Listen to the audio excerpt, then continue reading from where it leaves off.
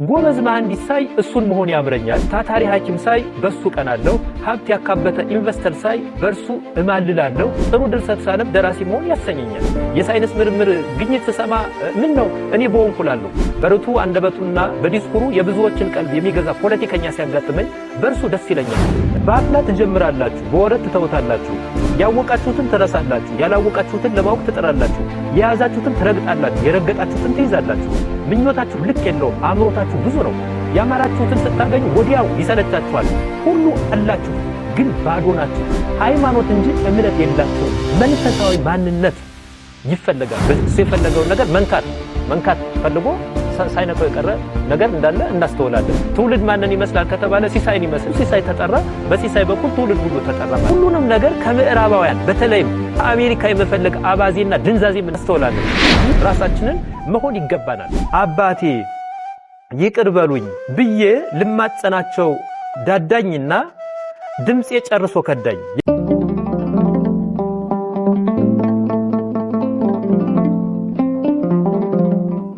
በመጽሐፉ ውስጥ እጅግ በጣም አጽንኦት የተሰጠውና ሲሳይ ከመጀመሪያው እስከ መጨረሻው ድረስ የተለያዩ ቃላትን በመሰንጠቅ የተለያዩ ገዳማት ከቦታ ቦታ እየተንቀሳቀሰ የሚያደርጋቸው ሂደቶችና ሁነቶች ሁሉ የሚያያዙት ቅዱሱን ጽዋ ከመፈለግ ጋር የተገናኘ ነው። ስለዚህ ቅዱሱ ጽዋ የሲሳይ ትልቁ አበይት የሆነ በመጓ መጽሐፍ ላይ የተጠቀሰው የፍለጋ አውድ ላይ የምናገኘው አበይት ነገር ነው። ይሄ ብቻ አይደለም። በተለይ በመጽሐፉ ውስጥ ሌላ የሚፈለግም ነገር እናገኛለን። ንስሐ ይፈለጋል። ሲሳይ በጣም አስገራሚው ነገር በአሜሪካ በኒው ኦርሊያንስ በነበረበት ወቅት ከተማዋን ተመልክቶ ከነነዌ ሰዶምና ገሞራ ጋር ያዛምዳታል። አሁን ይህችን ከተማ ማታ እንዴት ትመስላለች፣ ቀንም እንዴት ትመስላለች ይልና በፍካሬ ስናየው በትርጉም አይን ስናየው ግን በከተማዋ ያለው ነገር በዓለም ላይ ያለው አሰራር ይሄ ከተማዋን ተመልክቶ ወደ ሰዎች ህይወት ነው የሚያመጣው። ከተማዋ ውስጥ ያለው ስራ በአጠቃላይ በጎ ስራ አይደለም፣ የጽድቅ ስራ አይደለም፣ መልካምነት ይጎድለዋል። ከእምነትም የሚያሸሽ ነው፣ ከእግዚአብሔርም ጋር የሚለይ ነው። ይህን ተመልክቶ ሲሳይ ምን ይላል? ንስሐ የሚያስፈልገው አይነት መሆኑን ሲናገር አይ ነነዌ እንኳን ከጥፋቷና ከእብደቷ ተምራ ተመልሳለች፣ ይህች ግን እንደ ሰዶምና ገሞራ ናት አልኩ ይላል። በጣም ይገርማል። ይሄ ገጽ 15 ላይ ተጠቀሰ ነው። ሰዶምና ገሞራ ከክፋት የተነሳ የጠፉ ናቸው። በዛ በኒው ኦርሊያንስ የተመለከተውም ሲሳይ በጣም ይሄ ምንድነው ዝሙት የበዛበት ዓለማዊነት የበዛበት አኗኗር ስለነበረ ነነዌን ይጠቅሳታል። አሁን ነነዌ የነነዌ ህዝብ በቅዱስ መጽሐፍም እንደተጠቀሰው የምናገኘው 70 ነነዌ ብለን የምንጠራቸው ኃጢያትን ከሰሩ በኋላ በንስሐ በመመለሳቸው እግዚአብሔር ይቅርታን ያደረገላቸው ናቸው። ስለዚህ ነነዌን በማንሳት የሰው ልጅ ለሚሰራው ስራ በንስሐ ወደ ህይወቱ ወደ እግዚአብሔር መቅረብ እንዳለበት በመጽሐፍ ውስጥ አጽንኦት የተገለጸበት በፍካሬ ስናየው በመጓ መጽሐፍ ውስጥ ንስሐ የሚያስፈልገው ህይወት እንደሚኖረን የሚያሳይ ነው። ሌላኛው ፍለጋ በዚህ መጽሐፍ ውስጥ ማንነት ነው። በተለይ በመጓ ውስጥ የፍለጋ አምድ ሆኖ የምናገኘው ከማይጨበጡ ተፈላጊ ነገሮች የሚመደበው ማንነት ነው። ማንነት አባ አክሊሉ ከሲሳይ ጋር ሲነጋገሩ ትውልዱ የዋዠቀ ማንነት እንዳለው የሚያወሳ ንግግር ይነግሩታል። የዋዠቀ ነው፣ እንዲህ ነው፣ አንተ ሲሳይ እንዲቆነ ምናምን ይሄ ትውልድ እያሉ ይነግሩታል።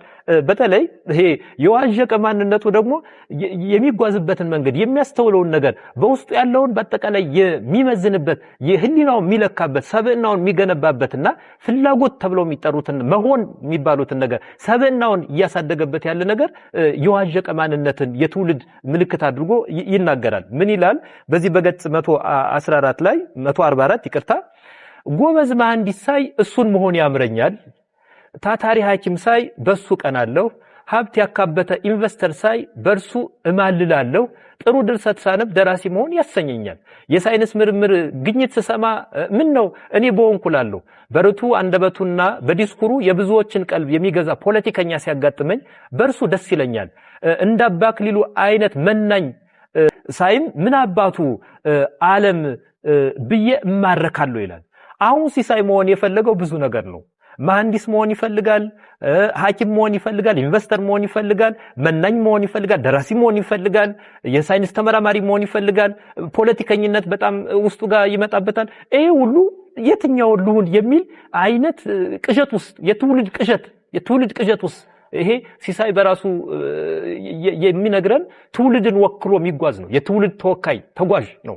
የትውልድ ተወካይ ፈላጊ ነው። ይህም በመሆኑ አባ አክሊሉ ከሲሳይ ጋር ሲነጋገሩ የሚነግሩት የዋዠቀ ማንነት እንዳለው በሚያወሳ ንግግር ነው። ሲሳይ እንግዲህ ይሄን እፈልጋለሁ ሲል ትውልድን ወክሎ የትውልድን ማንነት የሚናገር ስለሆነ ማንነት በጣም ቋሚ ይሄ ወጥ የሆነ ይልቁንም አንድ ሰው ከውስጡ ያለመውን ያቀደውን የህይወት ዓላማ ኖሮት ሰብናውን ቀርጾ በብዙ ነገሮች ላይ መሰረትና ስኬት ያለው እንዲሆን የሚያደርገውን ማንነት እንዲፈልግ ያደርጋል። እንዲያውም ይወቅሳል። እንዲያውም በጣም የሚወቀስ ሲሳይም በዚህ በጣም ይወቀሳል።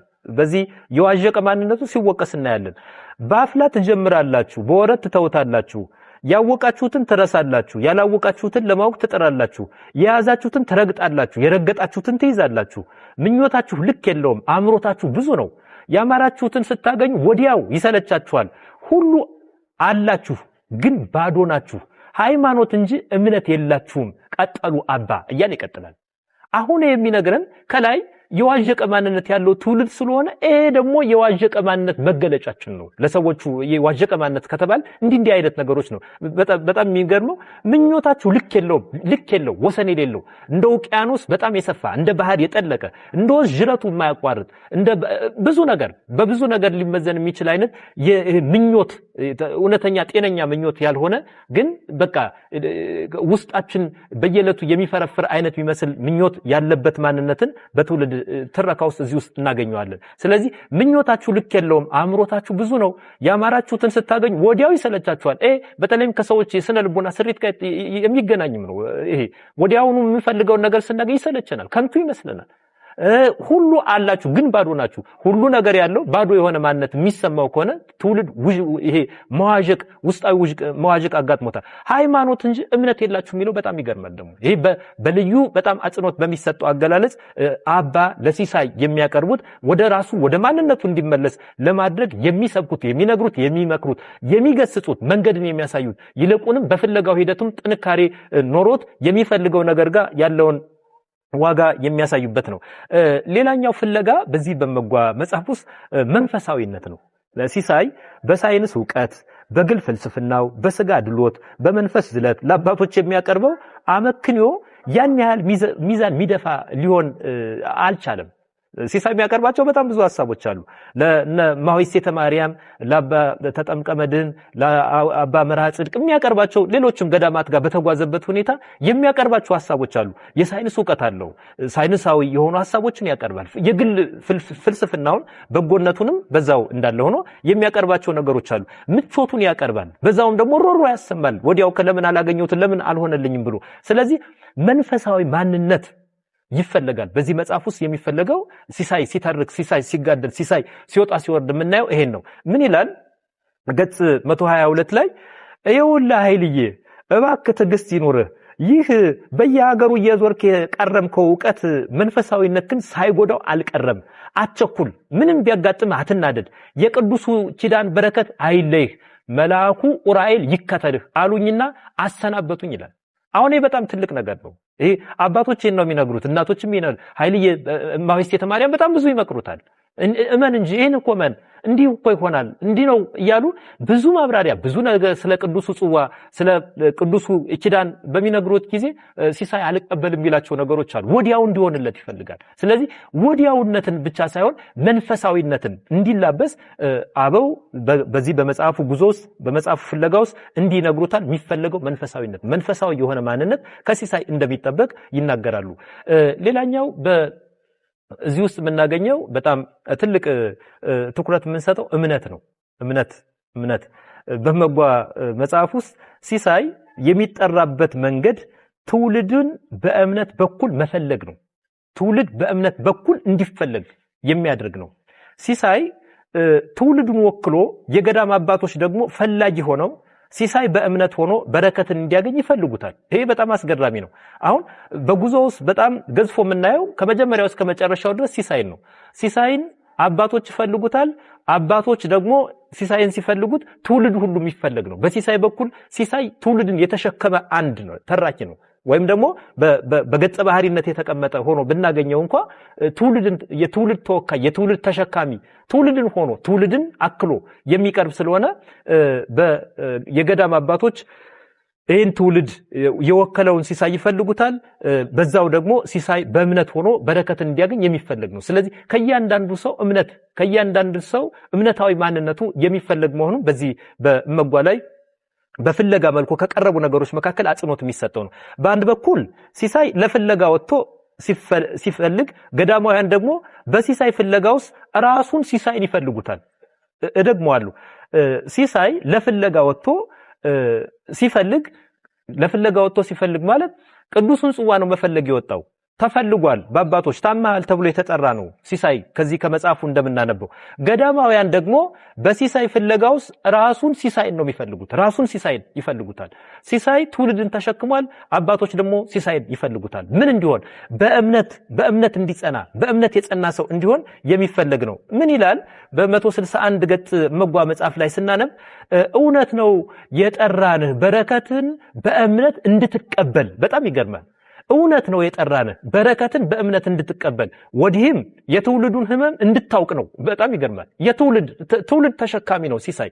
አንተ ደግሞ ሁሉን የማወቅ ጉጉት የዚህ ትውልድ ናሙና ነህና ትጠራና ትማር ዘንድ ይገባ ነበር። ይሄ ናሙና የሆነ ነው። እንደ ሳምፕል የምንወስደው ትውልድ ማንን ይመስላል ከተባለ ሲሳይን ይመስል ነበር። ስለዚህ ሲሳይ የሚመስል ከሆነ ትውልዱ ሲሳይ ተጠራ፣ በሲሳይ በኩል ትውልድ ሁሉ ተጠራ ማለት ነው። ይሄ ብቻ አይደለም። በተለይ ሲሳይ ምን ይላል? ይቅርታ፣ ሲሳይ ሳይሆን ስለ ቅዱሱ ጽዋ፣ ስለ ቅዱሱ ቅርስ፣ ስለ ቅዱሱ ኪዳን በነገሩት ጊዜ አባቶች በእምነታቸው ምን ያህል ጠንካራ እንደሆኑ እሱ ደግሞ ራሱን እንዲያይ መነጽር ይሆኑታል። አስተውሎቱን፣ አድማሱን በእምነት በኩል ሊኖረው የሚገባውን ግንዛቤ ሲነግሩት አባቶች ምን ይሉታል? አባቶቻችን አምነን ሀገራችንም የበረከት ምድር መሆኗን ተረድተን የጌታችንን የጸጋ ስጦታ ተቀብለን በእምነት እንኖራለን። ይሄ በጣም በእምነት ነው የምንኖር እያሉት ነው። ሲሳይ ደግሞ የፈለገው በቃ አምኖ መቀበልን ምናምን ሳይሆን አይቶ መንካትን አይቶ የሚፈልገውን የልቡን መሻት እንጂ በእምነት ሆኖ በመንፈሳዊነት ሆኖ የሚፈልገውን ነገር አልፈለገም ነበር። ምንም የለንም ሁሉ ግን የኛ ነው ይሉታል። ምንም የለንም ሁሉ የኛ ነው። ይሄ በጣም ይገርማል። ቅዱስ ጳውሎስም እንዲህ አይነት ንግግሮችን ሲናገር እናያለን። ስለዚህ አባቶቻችንን አምነን ሀገራችንም የበረከት ምድር መሆኗን ተረድተን የጌታችንን የጸጋ ስጦታ ተቀብለን በእምነት እንኖራለን። በእምነት ኑር የሚለውን መልእክት ነው የሚያስተላልፉልን። በእምነት ጽና፣ በእምነት ሁን፣ የእምነት ህይወት ይኑርህ የሚለውን ነገር ከዚህ እንድናስተውል ያደርገናል። ስለዚህ በእመጓ በጣም ትልቁ የሚፈለግ ነገር ከተባለ በእምነት መኖር፣ እምነት ራሱ የሚፈለግ ሆኖ እናገኘዋለን። ሌላኛው በእመጓ ውስጥ የምናገኘው ሀገር ወይም ርስት ነው የሚፈለግ። ሀገር ወይም ርስት ይፈለጋል። በተለይም በሚታዊ ፍለጋ ሂደት እናት ሀገር ወይም የቃል ኪዳንን ርስት መፈለግ አብይ የተጋዳሊው ተስፋ ነው። አብይ የሆነ በጣም ዋና የሆነ ተጋዳሊው ተጋድሎ የሚያከናውንበት በተስፋ የሚጸናበት በተስፋ የሚጓዝበት ትልቁ ነገር ሀገርን ወይም ርስትን መፈለግ ነው። ይህም እንደምናየው በተለይ እንዴት ነው ርስት የሚፈለገው ሀገር የሚፈለገው ካልን ተምሳሌታዊ በሆነ ሁኔታ ነው የምንገልጸው። ተምሳሌታዊ በሆነ ሁኔታ እናስተውለዋለን ስንል የእመጓን እመጓ ምትለዋን ትርጉም ስናይ የልጅ እናት ማለት ነው። በገጽ 100 ላይ ተጠቅሶ የምናገኘው እመጓ የሚለው ቃል ሲተረጎም የልጅ እናት የሚል ትርጉምን ይሰጠናል። ይህ የልጅ እናት የሚለው የእመጓ ቆላ ቅዱሱ ጽዋ መገኛ ቅዱሱ ጽዋ ይገኝበታል ብሎ ሲሳይ በጣም የተጓዘበት የክርስቶስ ደም የተረጨባት ምድር መሆኗን በሚተርክ መንገድ ቀርቧል። የክርስቶስ ደም የተረጨባት መሆኑን ሆኖም እመጓ ቆላ አንድም አሁን መኖሪያ እናት ሀገርን የሚወክል ነው ወይም የሚያሳይ ነው። በሌላ መልኩ ለዘላለም ደግሞ መንግስተ ሰማያትን የምትጠቁም ተምሳሌትም የምትሆን ቦታ ናት። መጓቆላ ብለን የምንጠራት በአንድ በኩል ሀገርን በሌላ በኩል ደግሞ ዘላለማዊ ጊዜያዊ የሆነ ሀገርን አሁን የምንኖርበትን ብቻ ሳይሆን ለዘላለም የምንኖርባትን መንግስተ ሰማያትን እንደ ተምሳሌት አድርጎ የሚያስተምር አገላለጽና ተራረክ እናገኝበታለን። ይህም በመሆኑ ስለዚህ መጓቆላ የቃል ኪዳን ምድር ተምሳሌት ወይም ፕሮሚስድ ላንድ ብለን ልንጠራት የምንችልናል። መጓቆላ ስንል ርስትን ሀገርን የምታሳይ መሆኗን በዚህ መግለጽ ይቻላል። ምክንያቱም እንዲህ ቢል እናገኛለን። እንዳልኩህ ቅዱስ ዑራኤል ክቡር ደሙን በአራቱም ማዕዘናት ከረጨ በኋላ ጽዋውን በመድኃኔ ዓለም ፈቃድ በቅድስት ሀገር ኢትዮጵያ መንዝ ውስጥ መጓቆላ አምጥቶ ቀበረው ሚል ትረካ እናገኛለን። በጣም ቅድስት ምድር ወይም እናት ሀገር ዘላለማዊ የሆነችን ሀገር መንግስተ ሰማያትን የሚያሳይ የሚናገር ንግግር ነው። ወካይነቱም ርስትን ሀገርን የሚወክል እንደሆነ በዚህ ማሳየት ይቻላል። እንዲሁም በድርሰቱ ውስጥ በዚህ የምናገኘው የሀገር ወይም ርስት ፍለጋ መኖሩን የምናየው በመጽሐፍ ውስጥ ቆለኛዋ እማሆይ የሚለው ቃል ነው። ቆለኛዋ እማሆይ ተብለው በስም መጀመሪያ የሚከሰቱት በተለይም ከናዳ ማርያም በሚወጣበት ጊዜ ሲሳይ ቆለኛዋ እማሆይ የሚልን ቃል ይሄ ወደ ገበሬው ወይም ወደ ቅጽር ወደሚጠብቀው ሰው ሲልኩት ቆለኛዋ እመቤት ይቅርታ ቆለኛዋ እማሆይ ያሳልፈዋል እሳቸው ናቸው ብሎ የሚናገረው ንግግር መጀመሪያ ያገኛቸዋል እስከ መጨረሻውም አብረውት የሚዘልቁ ናቸው። አብረውት የሚዘልቁ ስለዚህ ቆለኛዋ እማሆይ ተብለው በስም መጀመሪያ የሚከሰቱት በኋላም በታሪክ ነጋሪነት ለሲሳይ አጽናኝት በቅዱስ ጽዋ ዙሪያ ከሲሳይ የገድል ጥሪ እስከ መመለስ የማይለዩት የታሪኩ አምድ እማሆይ ሰተ ማርያም በእናትነታቸው ሀገርን የሚወክሉ ናቸው። እናት ሆነው ነው በዚህ ጽሑፍ ውስጥ የመጡት። በውክልና የምናየው ግን እናት ያ ርስትን ሀገርን የሚወክሉ ሆነው የቀረቡ መሆናቸውን በጣም አጽንኦት በተሰጠው ሁኔታ በተረካው ውስጥ የምናገኘው ነው። ሌላኛው አብረን ስላየነው መንፈሳዊነትና እምነት ይፈልጋል እንዳልን መንፈሳዊነትና እምነትን ያነሳንበት ለትውልድ ነው። ስለዚህ ትውልድ ሌላኛው በእመጓ መጽሐፍ የሚፈልግ ነው። ትውልድ ራሱ ተፈላጊ ነው። በጊዜ ሂደት የትላንት ማንነቱን ትቶ ሌላነት የሚታይበት ባዕድ መንገድ የሚከተል ተጻራሪ ጉዞ የሚጓዝ ከሆነ ትውልድ ይፈልጋል። ትውልድ ከተዛባ መንገዱ ከተዛባ አስተሳሰቡ ከተዛባ ህሊናው ከተዛባ የህይወት ጉዞ ተመልሶ ወደ ጤነኛ ወደ እውነተኛ ወደ ሆነው ማንነት እንዲመጣ ትውልድ ተፈላጊ ነው። መሆን ያለበትን ዘንግቶ ራሱን ሳያገኝ በማያልቅ ፍለጋ ውስጥ የሚመላለስ ትውልድ ራሱ ተፈላጊ ሆኖ እናገኘዋለን። ራሱ ተፈላጊም ነው የሚፈልግ ነው። በመጓ መጽሐፍ ውስጥ የምናገኘው ፍለጋው የማያልቀው የዚህ ዘመን ትውልድ ራሱ ተፈላጊ ሆኗል። ፍለጋው የማያልቀው በጣም ብዙ ምኞት በጣም ብዙ ነገር ያለው ፍላጎቱ ብዙ ነው የሚፈልገውም ብዙ ነው። ራሱን ተፈላጊ ሆኖ ትውልድ ሲፈለግ የትውልድ ፍለጋ ተስተውሎበታል መጽሐፍ ውስጥ በተረካ ሲቀር። ይህ ትውልድ ደግሞ በማንነት መዘበራረቅ በእምነት ህመም በራስ የማያልቅ ፍለጋ ውስጥ የሚልፈሰፈስ ያጓጓውን ነገር በመከተል የሚባዝን የሆነ ትውልድ ነው። የሚያጓጓውን ብቻ ጉጉት ያደረበትን ውስጡ አስቦበት ክሪቲካሊ በጣም አስቦት ለህይወቴ መንገድ ይሆናል ሚዛናዊ ህሊናዊ በሆነ ሁኔታ መንፈሳዊ በሆነ ውሳኔ የሚወሰን ሳይሆን ውስጡ የሚያጓጓውን ነገር በመፈለግ ላይ መሰረት ያደረገ ስለነበር በዚህ በመጓ መጽሐፍም ውስጥ ትውልድ ተፈላጊ ነው። በጣም አጽንኦት ተሰጥቶት የምናየው ይሄ ነው። ምን ይላል በገጽ 166 ላይ ሲሳይ ሲናገር የትኛውም ትውልድ አባል ለመሆን ምርጫ የለም። በቃ ዘመን ካንዱ ትውልድ ላይ ይጥልሃል። በዚያ ትውልድ ውስጥ ትውልዱን መስለህ ከትውልድ ጋር እየተፋለምክና እየተፋቀርክ ትቀጥላለህ። እኔ የዚህ ፍለጋው የማያልቀው ትውልድ አካል ነኝ። የና ባክሊሉ ትውልድ ለመሆን ጎትቶ ወደዚያኛው ዘመን የሚወስደኝ ኃይል የለኝም። እንዳብዛኛው የዚህ ዘመን ትውልድ ያጓጓውን እየተከተልኩ እኖራለሁ። አዎ ፍለጋው የማያልቀው ትውልድ አባል ነኝ ይላል ሲሳይ ነው የሚናገረው። ስለዚህ ትውልድ ተፈላጊ ነው። ሲሳይ ራሱን እያዳመጠ ራሱን ውስጡን እየነገረን ያለው የትውልድ ተወካይ ስለሆነ የትውልዱ አባል ስለሆነ ይሄ ትውልድ ደግሞ በአባቶች በኩል ታማል ተብሎ እስኪጠራ ድረስ በሲሳይ በኩል የመጣለት ፍለጋ ነው። ስለዚህ ትውልድ ይፈልጋል። የትውልድ ማንነት ፍለጋ እዚህ ውስጥ እናገኛለን። ሌላኛው በዚህ በመጓ መጽሐፍ ውስጥ በጣም ልናስተውለው የሚገባ ርዕዮተ ዓለም ነው። ርዕዮተ ዓለም ሲፈለግ እናያለን። ርዕዮተ ዓለም ርዕዮተ ዓለም በመጓ መጽሐፍ ውስጥ ዋናው ረቂቅ ተፈላጊ ነገር ነው። በተለይም በመጽሐፍ ውስጥ በጣም ተደጋግሞ የተከሰተው መግቢያው አካባቢ የምናገኛቸው የምዕራባውያን አመለካከት አለ። ስለ ኢትዮጵያ የምትባል ሀገር ያላቸው አመለካከት፣ ምዕራባውያን ለኢትዮጵያውያን ያላቸው እይታ፣ ገዳማውያን ትውልዱን የሚመለከቱበት አይን፣ ትውልዱ ደግሞ ገዳማውያንን የሚስልበት አይምሮ፣ የዘመኑ ትውልድ በምዕራባውያን ላይ ያለውን ጥገኝነት እናያለን። ጥገኝነት በተለይ አሁን እንዲሁ በገሃዱ ዓለም ስናይ ትውልዱ በምዕራባውያን አስተሳሰብ ላይ ያለው ጥገኝነት፣ ራሱን የመቻል ራሱን የመሆን ማንነቱን ሳይሆን ጥገኛ አስተሳሰቦችን የመከተል ማንነት ስላለው ይሄ ርዕዮተ ዓለምን ያሳየናል። ሁሉንም ነገር ከምዕራባውያን በተለይም በመጽሐፍ ውስጥ የምናገኘው ከአሜሪካ የመፈለግ አባዜና ድንዛዜ እናይበታል። በዚህ መጽሐፍ ውስጥ ይሄን ሐሳብ እናስተውላለን። ምን እንደሚመስል ተተንትኖ ተተርኮ የቀረበበት ሐሳብ ነው እዚህ ውስጥ የምናይ። በተጨማሪም ሲሳይ በመንዝያ ያለ የነበረውን የገጠሩን ያኗኗር ሂደት ይተርክልናል።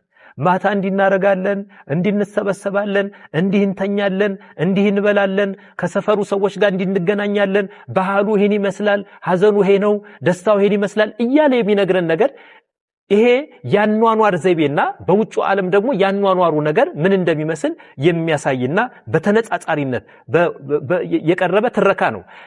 ይህም ራሳችንን በተለይ እንድናስተውል ያደርገናል። በተለይ በርዕዮተ ዓለም ዙሪያ በአጠቃላይ ሲሳይ ኢትዮጵያ የሚያደርጋት የራሷ ቀደምት የሆነ ያኗኗር መንገድ ነው የሚልም አስተውሎታል። የራሷ አኗኗር አላት፣ የራሷ ማንነት አላት፣ የራሷ ህዝብ የያዘው ባህል፣ እምነት፣ ወግ አለ። ያ በጎ ነው፣ ያ መልካም ነው። ባህል፣ እምነት፣ ዕውቀት የመሳሰሉ እንዳሏት ይነግረናል። ይሄ ርዕዮተ ዓለማዊ የሆነው ነገር ከሌላው ጥገኝነት ከመውደብ ከሌላው ምን ወስደው ብዙ ነገር ሊኖር ይችላል።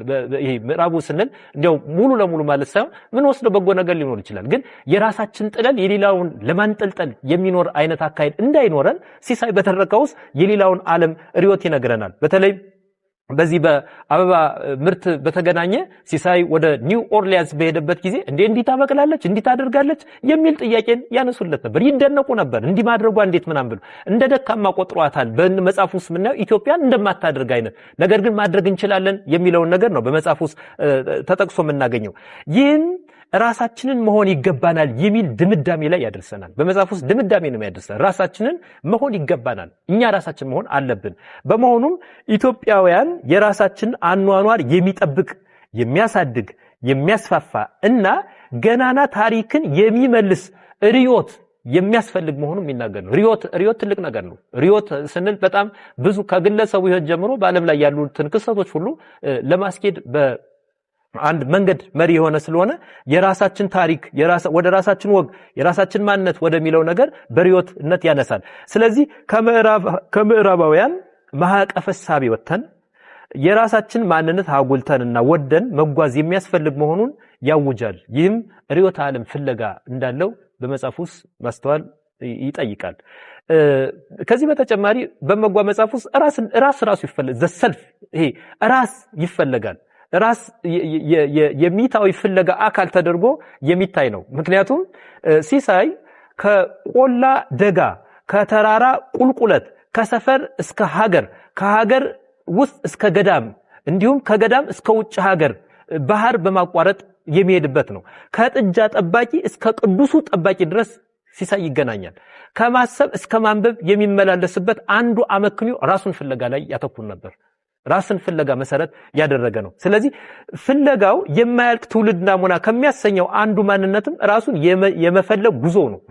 ራሱን የመፈለግ ጉዞ ላይ መሰረት ያደረገ ነው።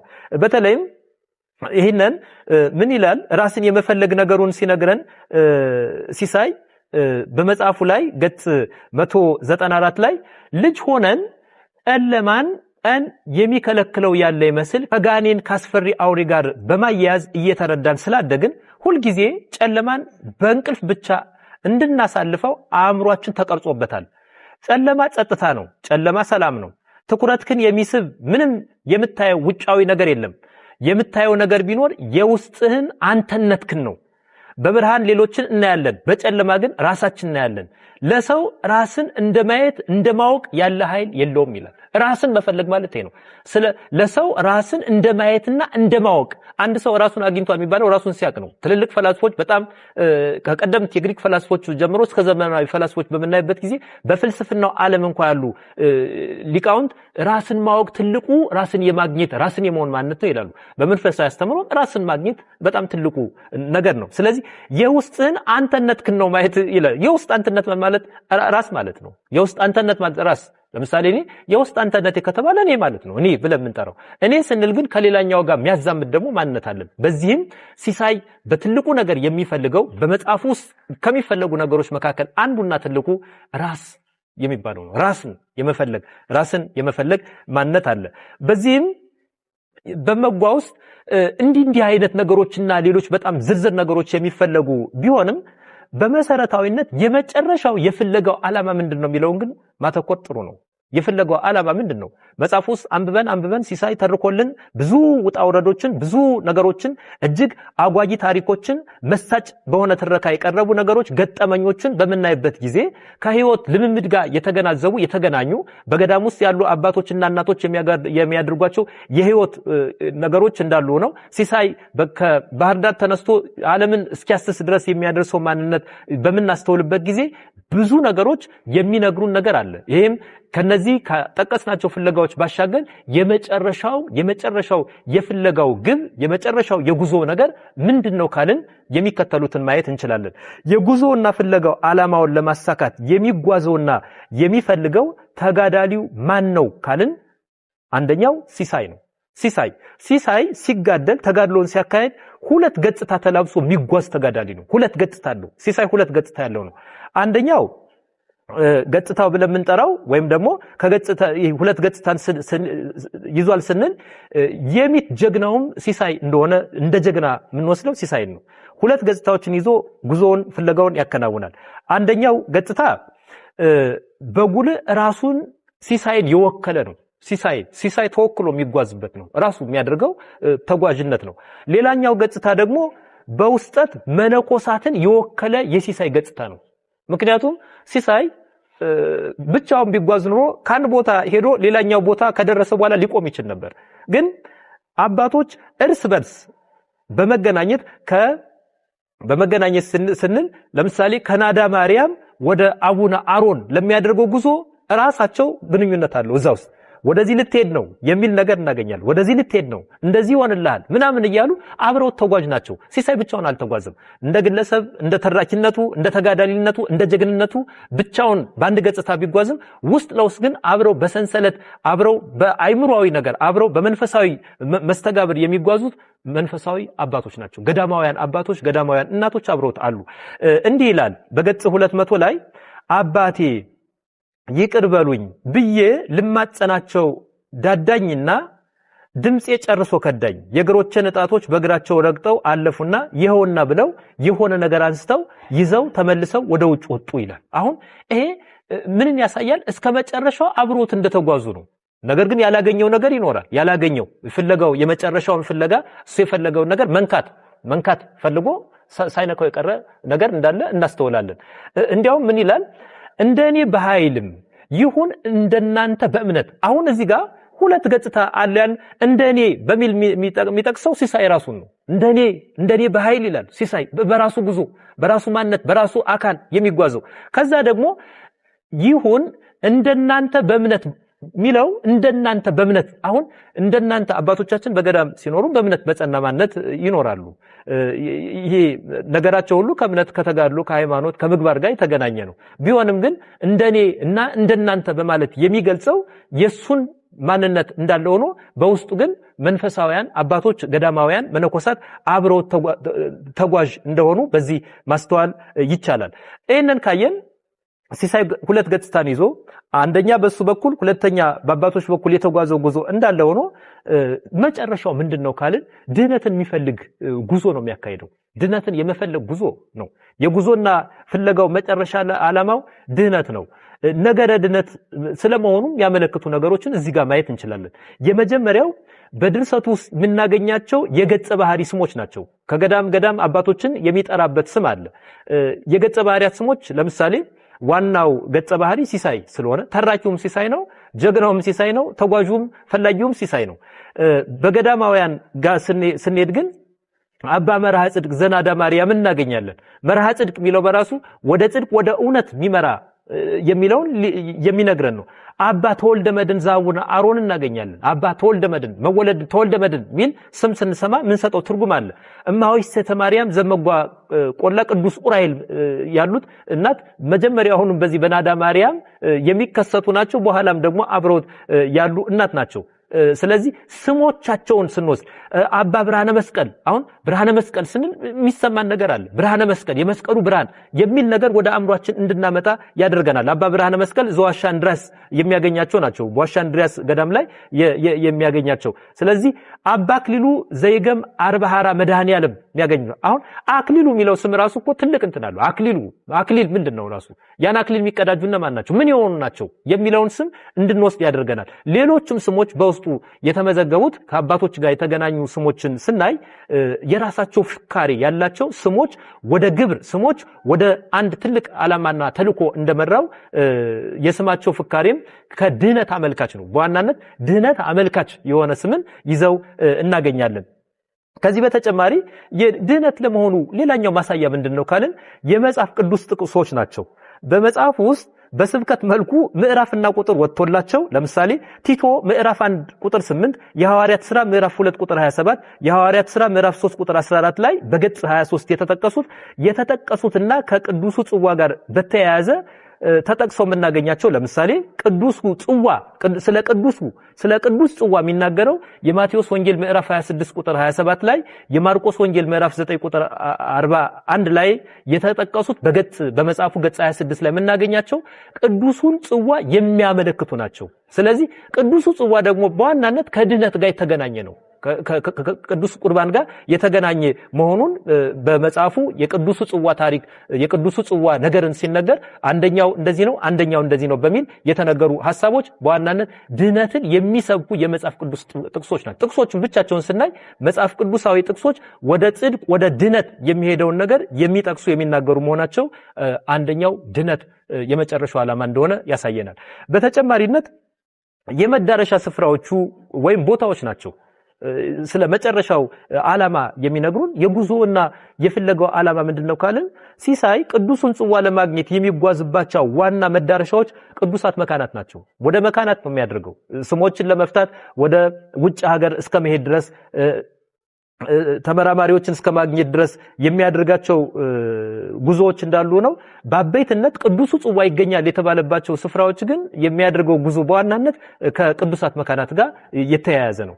የመጓቆላ ቅዱስ ኡራኤል ቤተክርስቲያን ዋናው የፍለጋው ማዕከልና መካን እንደሆነች እናያለን። መጓቆላ በጣም ትልቁን ተጋድሎ የሚያደርግበት ነው። ሲሳይ ትልቁን ፍለጋ ትልቁን ውጣ ውረድ በውጭም በውስጥም የሚያደርገው የጉዞ እና የፍለጋ ነገሩ የሚያጠነጥነው መጓቆላ ውስጥ ያለው ቅዱስ ኡራኤል ቤተክርስቲያን ነው። በተለይ የመጓ ትርጉምም ከላይ እንዳየነው የልጅናት ማለት ሲሆን በተጋድሎ የምትገኘው መንግስተ ሰማያት ተምሳሌት ሆናም ልትጠቀስ የምትችል ናት። ቅዱስ መጽሐፍ ምን ይለናል? በተለይም ይህች ቦታ የሰማይ ደጅ ናት በማለት በኦሪት ዘፍጥረት ምዕራፍ 28 ቁጥር 17 እንደተባለው በተለይም ቅዱስ ዮሐንስን ራእይ ምዕራፍ 3 ቁጥር 11 ጀምሮ ስናነብ ድል የነሳው በአምላኬ መቅደስ አምድ እንዲሆን አድርጓለሁ ይቀጥላል። ከሰማይ ከአምላኬ የምትወርደውን አዲሲቷን ኢየሩሳሌምን አዲሱንም ስሜን በእርሱ ላይ እጽፋለሁ በማለት ይናገራል። ስለዚህ በተምሳሌት ሁኔታ በጣም ቅድስ ስፍራ የሆነች ለመንግስተ ሰማያት ምሳሌ የሆነች በዋናነት ይችን መካን እንደ ተምሳሌት አድርጎ ያቀርበናል። ርስት የሆነች ኢየሩሳሌም ሰማያዊትን ለመውረስ ደግሞ ለድነት የሚያበቃ ህይወት አስፈላጊ እንደሆነ ይታወቃል። የድነት ሱታፌ ያለባት ደግሞ በምድር ባለች ለሰማያዊቷ ኢየሩሳሌም አምሳል ምሳሌ በሆነች በአማናዊቷ ቅድስት ቤተክርስቲያን እንደሆነ ይታወቃል። ስለዚህ ድነትን በመዳረሻ ስፍራዎች እየሰበከን ነው የሚሄድ ከመካን መካን ከገዳም ገዳም ከቤተክርስቲያን ቤተክርስቲያን ሲሄድ ሲሳይ በዋናነት እነዚህ ስፍራዎች የድነት ስፍራዎች የምሕረት ስፍራዎች የፈውስ ስፍራዎች መሆናቸውን እንድናስተውል ያደርገናል። ይሄ ብቻ አይደለም። የመጨረሻው የጉዞ ዓላማና ፍለጋው ምንድነው ካልን ግቡ ምንድነው ካልን ድነት ነው ስላል በተምሳሌታዊ ጉዞ የምናገኛቸው ነገሮች አሉ። ተምሳሌታዊ ወይም ፒልግሪሜጅስ አን አሊጎሪካል ጆርኒ ብለን ምንጠራው ጋር ስናገናኘው ተምሳሌት በሆነ ሁኔታ የተገለጹ ብዙ ነገሮችን በመጽሐፍ ውስጥ እናያለን። ጥቂቱን እንኳን ስናስተውል በሲሳይ የጉዞ ገጽታ ውስጥ በአንድ በኩል የክርስቶስን የማዳን ጉዞ እንድናስብ በማድረግ ላይ የተመሰረተ ሲሆን በሌላ በኩል የቅዱሳንን ገድል ይነግረናል። ለምሳሌ የና አባድሪልን ፍለጋ አባድሪል ምንድነው የፈለጉት ህይወታቸውን ምን ፍለጋ ላይ ተመስርተው ነው የተጓዙ ሚለውን እንድናስተውል ያደርገናል። ስለ ቅዱሱ ጽዋ ስናስብ በዋናነት የክርስቶስን የማዳን ጉዞ ነገረ ህማሙ እንድናስታውስ ያደርገናል። ድነትን እንዴት እንደሰጠን ድነትን ለሰው ልጆች እንዴት እንዳደረገ እንድናስተውል ያደርገናል። ስለዚህ ተምሳሌታዊ በሆነ ሁኔታ ሲሳይ የወከላቸው ነገሮች እንዳሉ ነው እየተረከ የሚያመጣልን እያጣቀሰ በታሪክነት እየጠቀሰ ከመጽሐፍ ቅዱስ የሚያመጣልን ነገር ሁሉ ተምሳሌታዊ ጉዞን በአባቶች ላይ መሰረት በማድረግ ለጉዞ ለድነት ምን ያህል እንደተጓዙ የሚያሳይ ነው። አባድሪል የሚያደርጉት ጉዞ ድነትን ፍለጋ ነው። ቅዱሱን ጽዋ ፍለጋ ስንል በህይወታቸው ያለውን ተጋድሎ ሁሉ ያሳየናል። የሲሳይ ስመ ጥምቀቱ ላሱ ኃይለ ጊዮርጊስ መባሉ የቅዱስ ጊዮርጊስን ተጋድሎ ያሳያል። አማናዊ ሊሆን ይችላል። እንግዲህ ሲሳይ ግን የስመ ጥምቀቴ ኃይለ ጊዮርጊስ ነው ይለናል። ኃይለ ጊዮርጊስ ምን ይሆን? ተጋድሎን የተቀበለ ሰማዕት ማለት ነው። ስለዚህ ድነትን እንድንፈልግ በእነዚህ ቅዱሳን ሰማዕታት ጻድቃን አባቶቻችን አማካኝነት ሰፊ የሆነ የድነት ጉዞን እንድናስተውል ያደርገናል። በተጨማሪም ነገረ ድነትን በሚመለከት ቅዱሱን ጽዋ እማሆይ እሴተ ማርያም ምን ይሉታል? የቅዱስ ኪዳን ቅርስ በማለት ይጠቅሱታል። የቅዱስ ኪዳን ቅርስ በሚል የገለጹት ንግግር ነገረ ድነትን የሚያመለክት ነው። የቅዱስ ኪዳን ቅርስ ነው የሚሉት። ይህ ቀጥተኛ የነገረ ድነት ማሳያ ሊሆን እንደሚችል በዚህ መረዳት ይቻላል። በመጽሐፍ ውስጥ የተጠቀሰ ስለሆነ በገጽ 113 ላይ የምናነበው ነው።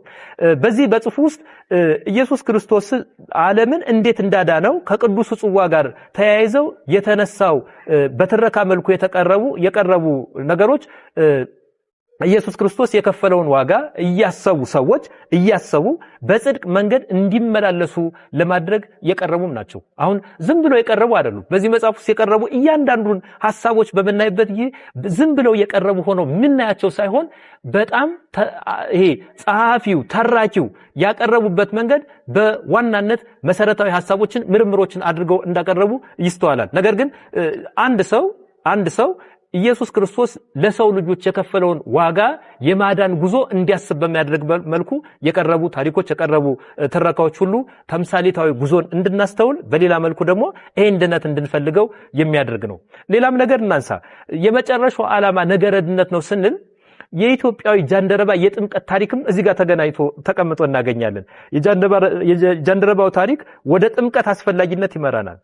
ቤተክርስቲያን አንድ ካላት ከምትፈጽመው ምስጢር መካከል ምስጢረ ጥምቀት ስለሆነ ምስጢረ ጥምቀት ደግሞ ለድነት አንድ ሰው ለመዳን የሚያስፈልገው ነው። ስለዚህ ከነዚህ ከምስጢራት መካከል የሆነው የተጠቀሰው ምስጢረ ጥምቀትን በመናስተውልበት ጊዜ ድነት አንዱ በመጽሐፍ ውስጥ የሚሰበክ ድነትን መፈለግ ድነትን አንድ ሰው ወደ ድነት እንዲመጣ ለማድረግ የተቀመጡ ነገሮች እንዳሉ እናስተውላለን። እንዲህ ይላል።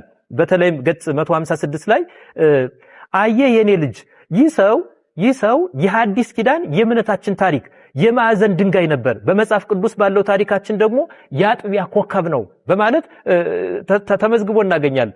ባኮስ ኢትዮጵያዊ ጃንደረባ ባኮስ ጥምቀትን እንዴት እንደተቀበለ እንዴት እንደተጠመቀ በጥምቀትም ደግሞ ክርስትናን እንዴት እንደሰበከ የሚያዘክረውን ታሪክ በጣም በስፋትና በጉልህ ተተንትኖ እናገኛለን። ይሄም ይነግረን ስለ ጥምቀት ስለ ባኮስ ስናወራ ስለ ጥምቀት ነው የሚነግረን። የባኮስን ሕይወት ስናስብ ደግሞ ወደ ድህነት መሄድ እንደሚያስፈልግ የሚናገር ነው። ሌላኛው ወደ ድህነት የሚነግረን ራሱ ሲፈለግ የነበረው ቅዱስ ጽዋ ነው። በመጓ መጽሐፍ ውስጥ በጣም በዝርዝር ያየነው የሚፈለገው ቅዱስ ጽዋ ስለሆነ በዚህ በቅዱስ ጽዋ የሚፈለገው ቅዱስ ጽዋ እንዳለ ሆኖ ቅዱስ ጽዋም የራሱ የድህነት ፍለጋ ምሳሌ ሆኖ የቀረበ ነው። ስለዚህ ይህ ቅዱስ ጽዋ የድህነት ፍለጋ የሆነው እንዴት ነው ካልን አንደኛ ቅዱስ ጽዋ ይሄ የፐርፌክት ሃርመኒን የሚያሳይ ነው። የሙሉነትን የሚነግር ነው። የአንድነትን፣ የፍጽምናን፣ የድህነት ወይም ሳልቬሽን ትምህርት ነው። የድህነት አንዱ ማሳያ ነው። ቅዱስ ጽዋ ወይም ሆሊ ግሬል ብለን የምንጠራው አንዱ ትምህርቱ ከሳልቬሽን ጋር ከድህነት ጋር የተገናኘ ነው። ስለዚህ ይህ ትምህርትን በመያዙ ቅዱስ ጽዋ ወደ ድህነትን እንድናስተውል፣ ስለ ድህነት እንድናስብ፣ ስለ ድህነት ያለውን ነገር የመጨረሻ ግብ ተደርጎ ሲቀርብ እናስተውላለን። በመሆኑም ቅዱስ ጽዋ በእማሬ ስናየው አንድ የሚፈለግ ቅዱስ ንዋይ ቢመስለንም በፍካሬ ስንመረምረው ግን ሲሳይ የሚጓዘውና የሚፈለገው በቅዱስ ጽዋ ትምህርት ውስጥ ድህነት ሆኖ እናገኘዋለን። አሁን ይሄ ቅዱስ ጽዋ እንዲሁ ስናየው የሚመስለን አንድ ቅዱስ ንዋይ ነው። በውስጣዊ ትርጓሜ በምናይበት ጊዜ ግን ድህነት አመልካች ነው። ሙሉነትን፣ ፍጽምናን፣ ድህነትን የሚሰብክ የሚናገር ስለሆነ በእንዲህ ማየት እንችላለን። ምክንያቱም ቅዱስ ጽዋ ስለ ቅዱስ ስጋውና ክቡር ደግሞ ለማስተማር ወይም ለመስበክ እንዲሁም ሚስጥረ ቁርባን ለድህነት ያለውን አስፈላጊነት ለማመልከት የቀረበ ትምህርት ሆኖ ነው እዚህ ጋር የሚፈልገው ሲሳይ እየፈለገው ያለው። በመሆኑም በመጓ መጽሐፍ ውስጥ የጉዞ መጨረሻ የጉዞ ዓላማ ሆኖ የምናገኘው ድህነትን መፈለግ መሆኑን በዚህ መረዳት ይቻላል። በአጠቃላይ በመጓ መጽሐፍ እንዲህ አይነት ነገሮችን ብዙ ነገሮችን እናስተውላለን። ስለዚህ እያንዳንዳችን መጓን ስናነብ በተራኪው በኩል በሲሳይ በኩል የቀረቡ ነገሮች ለእያንዳንዱ በህይወትነት የሚሰብኩን፣ የሚነግሩን፣ የሚያስተምሩን ነገሮች መኖራቸውን ልብ ማለት ያስፈልጋል። እንዲሁ ስናነበው በቃ ደስ ይላል፣ አይ ጥሩ ነው የሚል ብቻ ልንሰጠው እንችል ይሆናል። ነገር ግን እያንዳንዱን ሐሳብ ስናይ በብዙ የሚታመን በብዙ ከፍ ያለ የአእምሮ፣ የመንፈሳዊነት፣ የእምነት፣ የትውልድ፣ የታሪክ የብዙ ነገሮችን ውህድ እንደሆነ ከዚህ መረዳት ይቻላል። ምክንያቱም መጓን የሚያነብሰው በተለይ በዚህ ዘመን ካሉ ተነባቢነት ካላቸው መጽሐፍቶች አንዱ ስለሆነ ስናነብ እኒህ ነገሮችንም ማስተዋል ልብ ማለት በጣም አስፈላጊ መሆኑን አጽንኦት መስጠት ያስፈልጋል። ምክንያቱም የጸሐፊን ስራ በምናነብበት ጊዜ ጥቅሙ ለኛ ህይወት ነው። ስለዚህ እንዲህ አይነት በጣም አጓጊ እጅግ ብዙ ነገሮች የምንማርበትን መጽሐፍ ለጻፉልን ዶክተር አለማየሁም እጅ እንነሳለን፣ አክብሮትም እንሰጣለን። በዚህም ተመልካቾቻችንም በጣም ብዙ ቁም ነገሮችን እንደተረዳችሁ ተስፋ በማድረግ ጸሐፊው ሲጽፉ መነሻ ቃል የሚያደርጉት አንድ ቃል ምንድነው? በጣም አጽንኦት የተመራመሩበት ከሩቅ አገር እስከ ቅርብ ከሰፈር እስከ ሩቅ ማዶ ተሻግረው የሚናገሩት ቃል ምን ይላሉ? ለካስዋ በኮሳ ውስተ ከርሰ እመጓል ሐቃላዊት ይሄሉ እንዲሉ ለካስዋ በኮሳ ብለን እኛም ሐሳባችን ጨርሻለሁ። ስለተከታተላችሁ ከልብ አመሰግናለሁ። እመጓን በተመለከተ የጉዞና የፍለጋ ነገሩን በእንዲህ ማስተዋል እንደሚቻል በጥቂቱም ቢሆን ሐሳብ ለማጋራት ሞክረናል። እግዚአብሔር ይስጥልን።